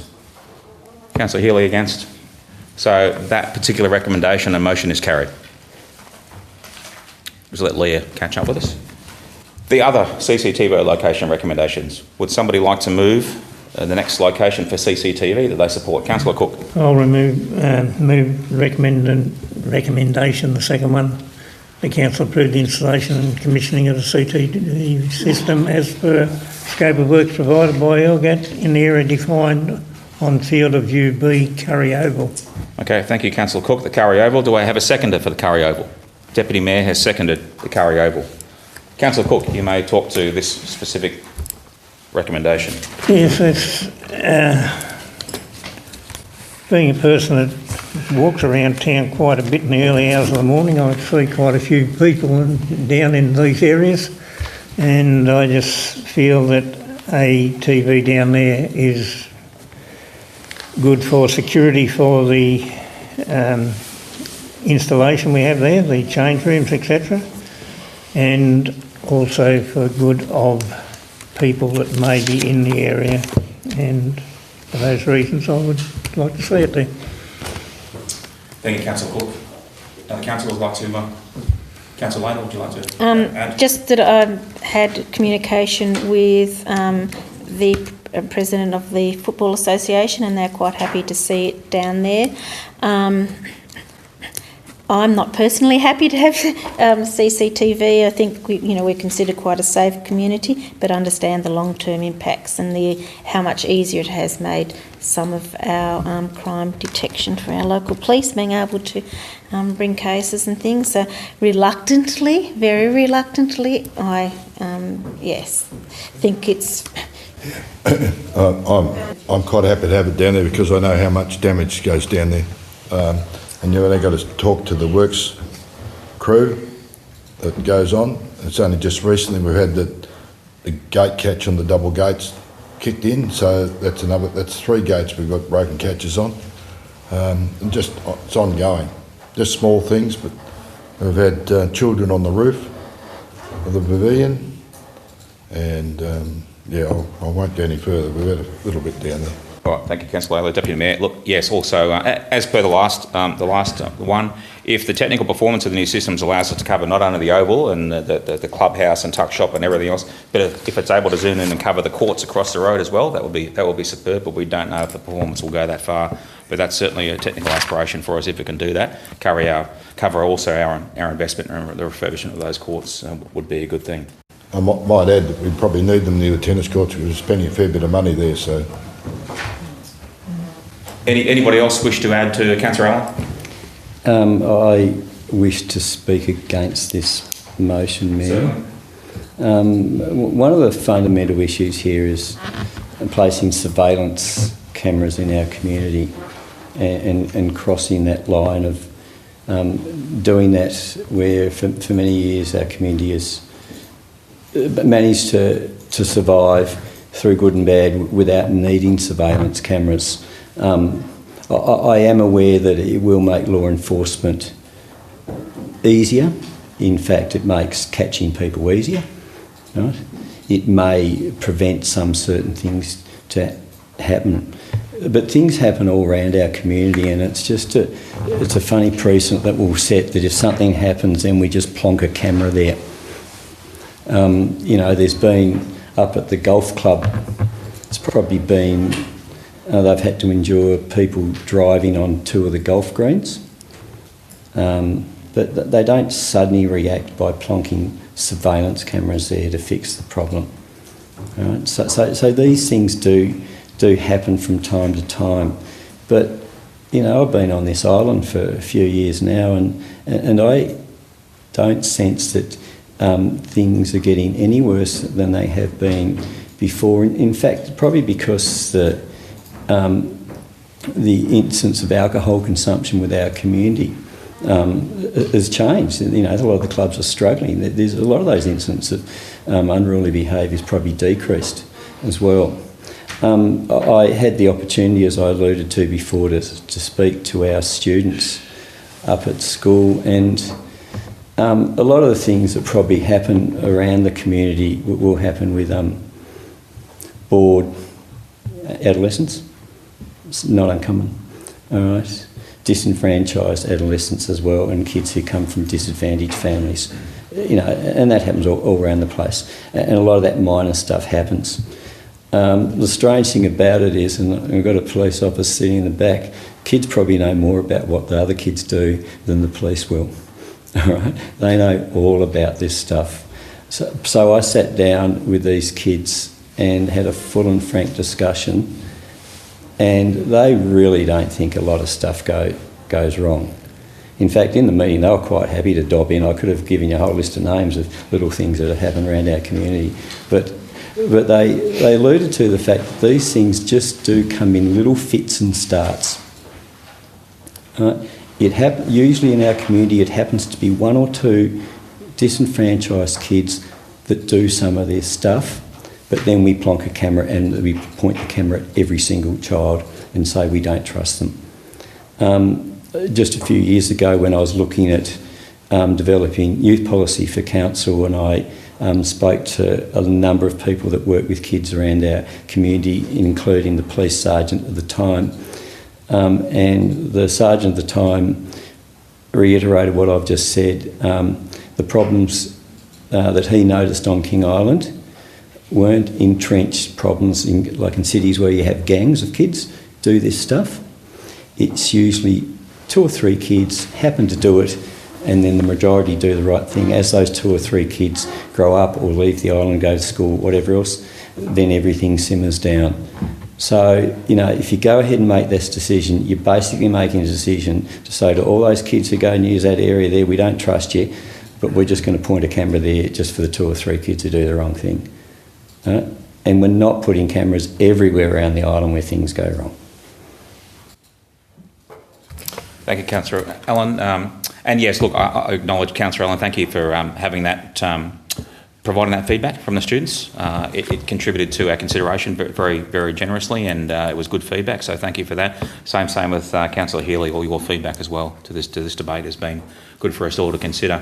Councillor Cook, you have a right to reply if you desire. Yeah, I take Councillor Allen's what he said. I'll look at it this way. Years ago, you didn't have to wear seatbelts. Now you do. Now, you didn't die from not wearing a seatbelt, but since the law's come in, you may have been saved a few times because it's there. It's the same with cameras. If they act as a deterrent, it might save some young kid ending up in an institution somewhere where he should not have.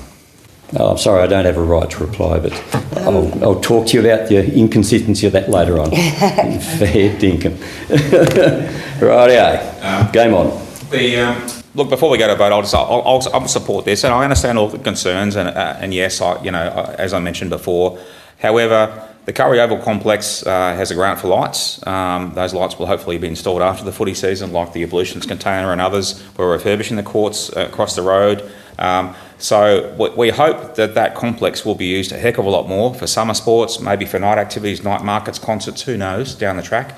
It's going to be a facility that's going to be used more often. We want it to be used more often as a council. And so, again, as I said before, we as a council need to make decisions for the future.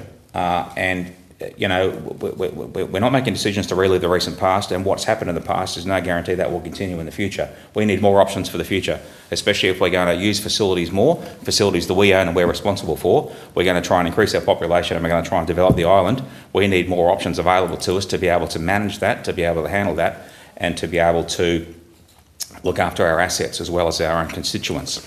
Good, robust feedback from the students. But decisions we make as a council also, by and large, are there to protect all King Island citizens, irrespective of age, irrespective of background, irrespective of whatever.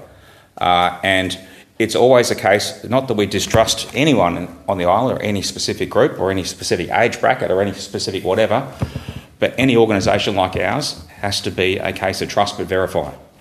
And the CCTV systems will give us options available to us that will protect council assets, will protect the safety of all King Islanders, irrespective of, as I said, who they are or what age they are.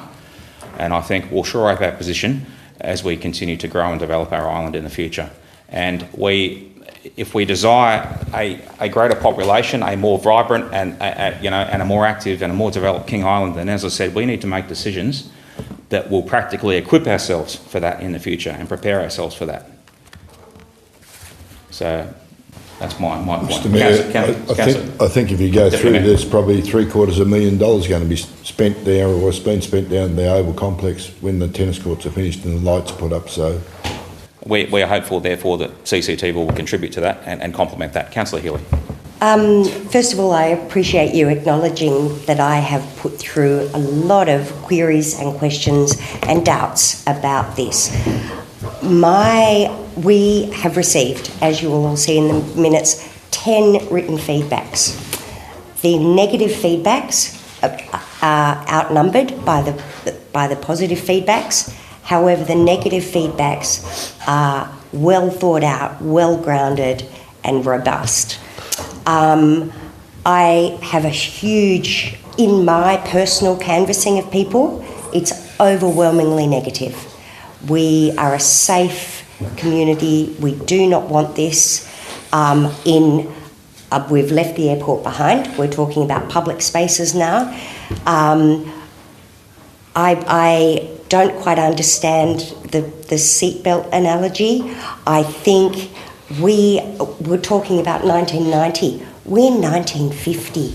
We are so fabulous and so proud of our lack of need for this stuff. I'm perplexed as to how a small camera over the Curry Oval entry gate and building, it will move elsewhere. They will know that there's a camera there. It won't happen there. We've ruined our safe, beautiful, old-fashioned way of life. Don't have a particular opinion. I remain concerned that the motion as written is pertaining to the blue dot on the map that we've all been provided. That's what we're voting on. I hear the Mayor speaking that we can adjust it and we can point it different directions. That's not what we're voting on. We are voting on this particular spot. It doesn't cover the tennis courts. It doesn't cover the entry and exit to the... This is what we're voting on. We're voting on the blue dot as marked on that map. I have huge reservations as to whether that's satisfactory. For public spaces, again, we've left the airport behind. For public spaces, Flinders Island recently had all these put in, and the outcry from the community was immense. They have actually uninstalled them. Once again, my personal feedback is very negative to CCTV in community spaces. Thank you, Councillor Hill. Yes, look, we certainly took on board your excellent considerations. They certainly, for a while, I shared the same reservations and considerations, and you articulated it better than I could. Councillor Cook, again, right or reply if you desire. Point of order, you can't have two right or replies. Oh, sorry, yeah, okay, all right. Okay, all right, so we will then move forward and vote on the matter. We are voting on the adoption of CCTV at the Curry Oval, as per that recommendation. All those in favour? 7-4, Leah? No, sorry, I'm against, sorry. Okay, that's all right. Please take my... Yep. So 6 you type that on, you're dead. All Right. I'm those against. All those against? I'm against in bold, Okay, please. two against. Thank you. That motion is carried. We'll now continue onwards. Would somebody like to move recommendation for adoption of CCTV in the Curry Township area? Somebody like to move that recommendation specifically? So the motion lapses. Yeah. All right. Next sorry, item. Deputy Mayor. Deputy Mayor will move Curry Main Street and the skate park. Do I have a seconder for that recommendation? Councillor Cook has seconded. All right, so Deputy Mayor, you can talk to that specific location. I think you'll find that there's about 5 other cameras in the main street anyway, and this area will cover the area that's not. And I think it would help in knowing our traffic coming through the main street. It'll help the police seeing what's going on that end of the town. And overall, I think we've just got to get with it. You've got 5 in there already. So what's another one? Another camera. Thank you, Deputy Mayor. I'll support the motion because I'm interested in traffic flow. I'm interested in the council fundamentals that we can observe in our main street. our most heavily frequented and trafficked area. There will hopefully be things that the CCTV footage that the CCTV will make available to us that can help inform the council on traffic flow, parking configurations and a range of other things I'm hopeful will be useful from the system as well, other than just a crime prevention and deterrence scenario. Councillor, anybody else wish to contribute to this motion? Yeah, I'd like to speak against. Certainly. I'll start by answering Councillor Philby's question. It's probably rhetorical. What's another one, was the question. This other one will be a question. It'll be a camera pointed at the skate bowl in the park. It will be one pointed at a Norfolk Island pine down the main street. It'll be a camera pointed at the pub car park that by the rules has to be blurred out and you can't use the footage because it's private property. That's as per the report. All right, so, yeah, and the camera does point at the Norfolk Island pine. I've done some ground truthing and yes, it does point at the Norfolk Island pine, and if I can't see through the Norfolk Island pine, then I don't think a camera can as well. So that's... And what's another one do? The other thing it does is it means we as a council then place you are under CCTV signage down in our park and in our main street, as we are obliged to, as the report mentions or been mentioned before. So that's in response to that. Just firstly in response to the Mayor's comments about, it'd be really useful for traffic and parking data. That's never been mentioned before. And also the title, you just read the title of the actual thing. The title says it's for, let me flip through, sorry, worry about the flicking pages. Public safety camera proposal. Like, to see how many cars go through the car park and how they park, that's, like, I'm sorry, that's really splitting things. You know, that's conflating the argument very much so. Just to the bit, I've sat on the fence on this one right up to the 11th hour, and I finally realised when I went out for a bit of a jog this morning and was watching the asphalt for a couple of hours that I thought I'd better make up my mind. It's really, I do recommend it. It's great thinking time if you just look at asphalt. Right? Your mind has to go somewhere else. And I thought, geez, I better pull together all the information I've had. So if I'm going to do this job properly, I can't guess all the motive. I can't talk about Russian and Nastasi and East German. I've got to stick to King Island and King Island facts. So I had read through the report. So I thought I'd read through it before. I clicked through that and thought, yeah, when I get home, look through the report. And I've looked through all those all the information that's come back. And from our community who have taken the chance to fill out those responses, it's clear some people love the idea of putting cameras down and catching people do the wrong thing. Other people are against it. It is split. All right? So then I thought, if I'm going to go with community sentiment, rightio, there's not a really clear path at that stage. Then I thought back to a couple of conversations I had. I'd rung the police sergeant, had a phone combo with beforehand, and just tried to understand how the cameras would work for the police, and I understood how having that extra data that's not covered by those 5 cameras down the street may be of assistance to them. Right, so that's an extra data source. So I understood that, and I understood how that would make a police officer's job handy with catching people in the enforcement bit. So I understood that. I also read through the email closely that the Mayor Marcus Blackie sent through of the discussions him and the Deputy Mayor had with the police, and understood those arguments for. So far I've got community stuff I've read, and I've pulled that other information together.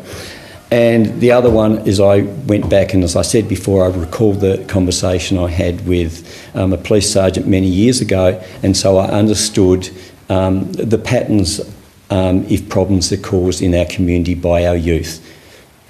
All right, so I'm not talking about problems that are caused by our 25 plus, but I understood the fluctuations of problems in our community from the youth, and how the trend is not necessarily if you drew it on a graph, is definitely a trend up like that. The other bit I realised is that I went and talked to some people in the community, and it's a really interesting conversation because quite often I ask them about council things and they just yawn and just walk away from me, and it's quite insulting. But when I asked them about cameras, everyone was interested. Not one person just said, piss off, Ian, you're really boring, I don't want to talk to you. They all had an opinion. And so what it made me think is, even though the people of our community didn't just get on the keyboards and send and reply to that survey or the consultation, even though they didn't, it was all important to them and it's something they all had a strong opinion about. Right? So it just said to me that I've got to understand more about this than just reading this council report, and more about just what I understand about this little world. Of the conversations I had, I knew some people were for it, other people were absolutely dead against it. Absolutely dead against it. All right.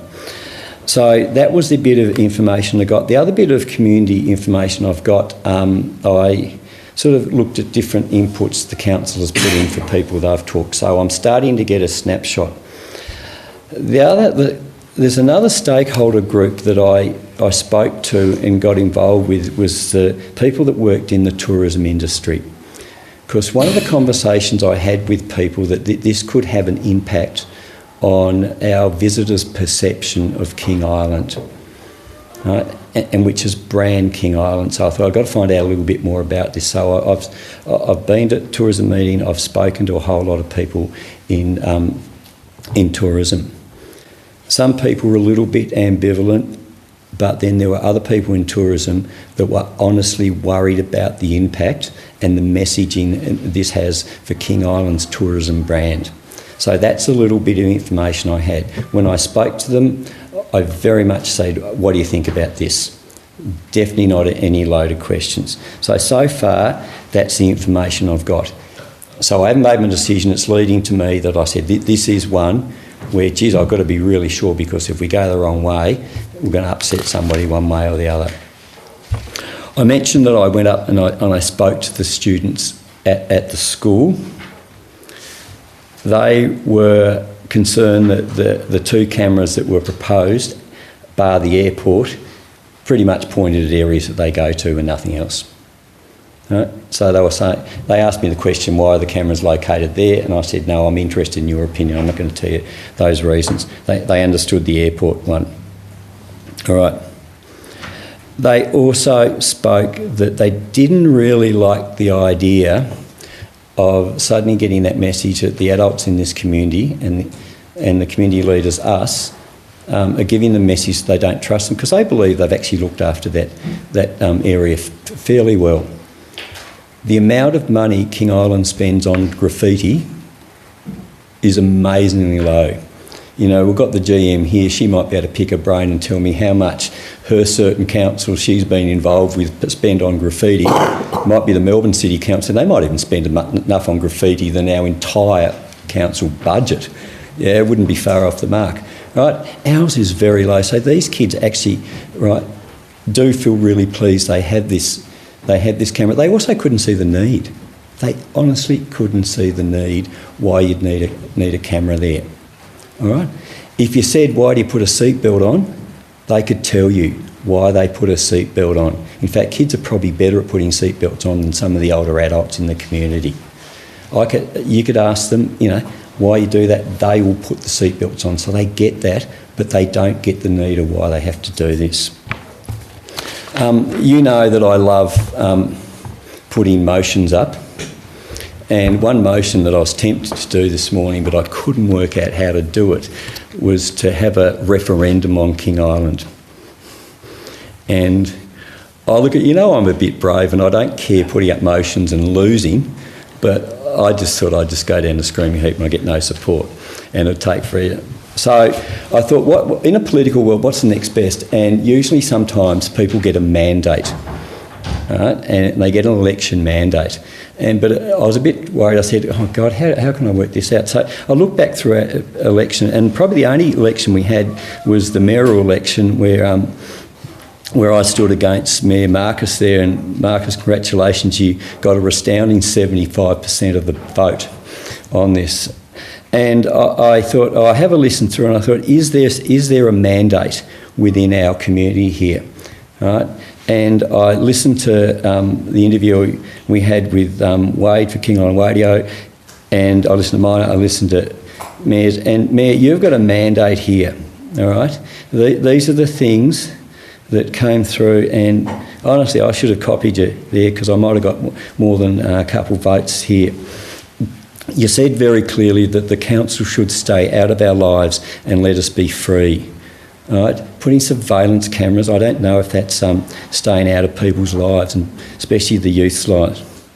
You know, you mentioned too very clearly, you know, should stay out of people's lives and deregulate.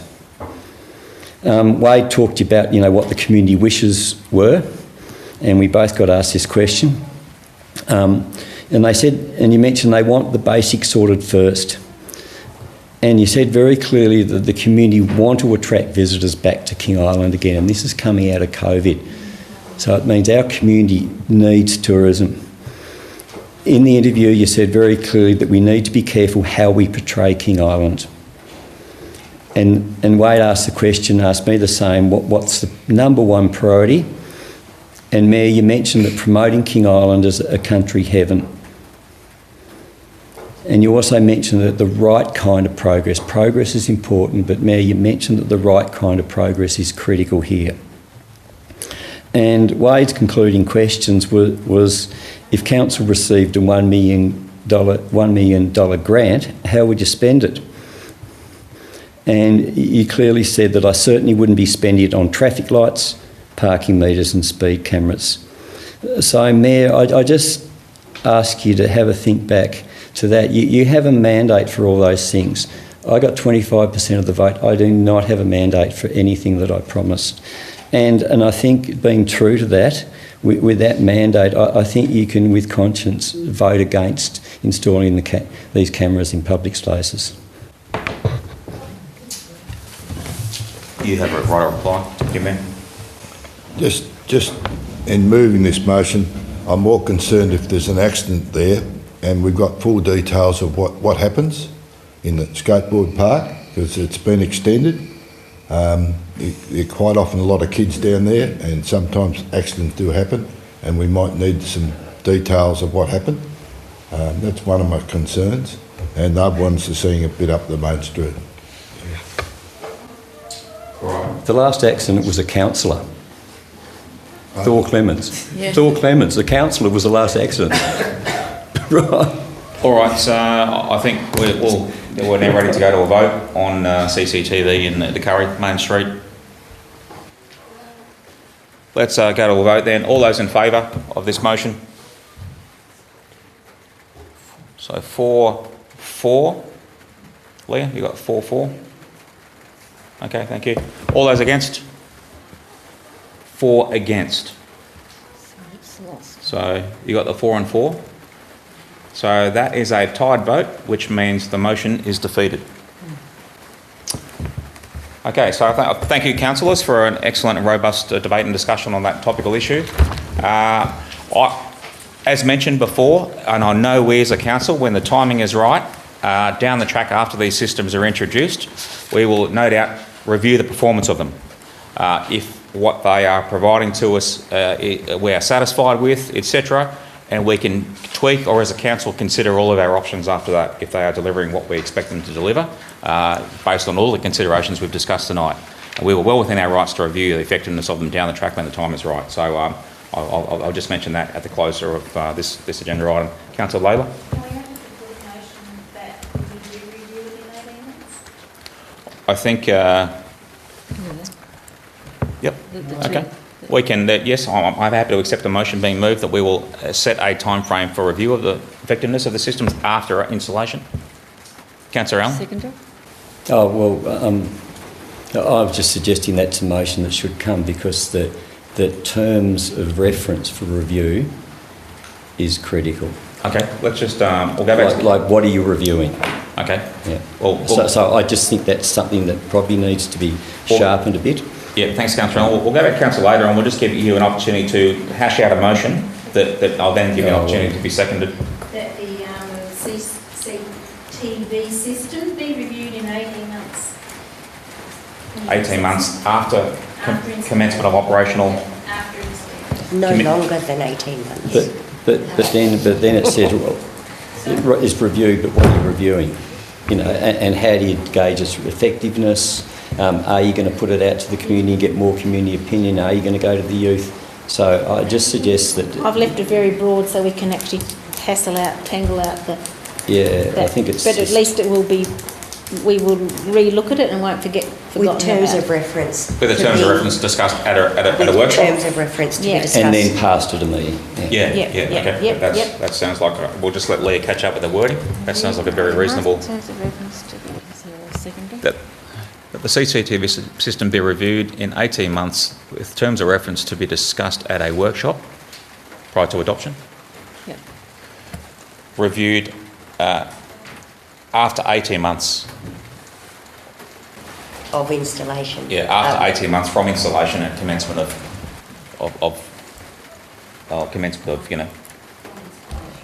commencement of their use. You happy with that wording? But the CCTV system be reviewed in 18 months from installation with terms of reference to be discussed at a workshop prior to adoption. Okay, happy with that? Yep. I have a seconder for that motion. Councillor Allen has seconded. Thank you, Councillor Layla. We'll vote now on this, unless you'd like to talk to this. You can talk to this. All right, all those in favour of this motion? Carried unanimously. Thank you. All right, so we'll move on now to item 15.6, policy reviews. The 5 updated policies are attached, pages 77 through to 112, recently workshopped, so they should be all familiar to us. Any final points of discussion, questions or issues from councillors? Councillor Cook? Yeah, go to page 81 on the debt recovery policy. The 3 dot points there. Just the last one. I'd like to see where it says milestone payments, I'd like to see that milestone payments be included in the definitions so that we have a definite target or something if you want a checkpoint, a definite checkpoint. Can we put, through in the scope or as opposed to definition? Well, what about, whatever it's got to have. I think maybe be included in the scope of the project or the project plan. Yeah, well, so just somewhere, because at the moment it just says it's a point that could be misconstrued by different people. So it's got to be, I just want to see it's something definite. In the project plan, I think would be. Happy with that? Yeah, whether 25% completed or something and you have to pay more or...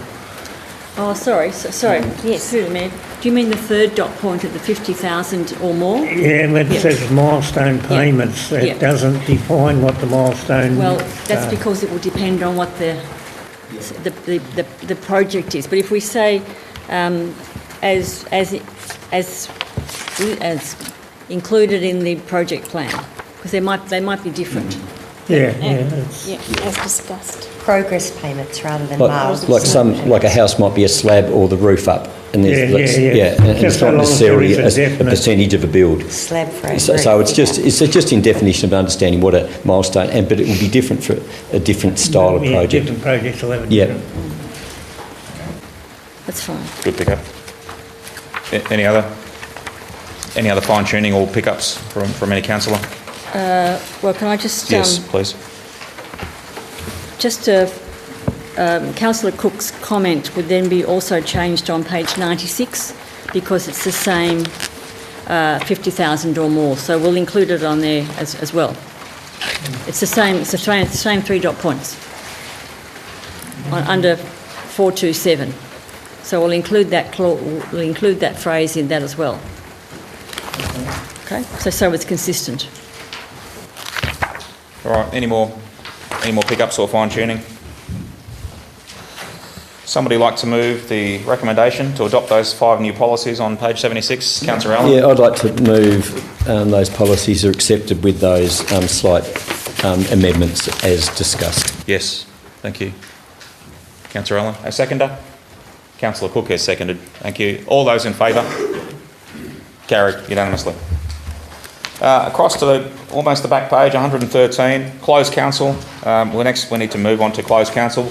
Would somebody like to move that we adjourn to closed council to transact the following items? Councillor Cook has moved. Councillor Green has seconded. All those in favour? Carried unanimously. Ordinary meeting is adjourned. I thank the public for attending and we'll take a quick break prior to resuming. Thank you.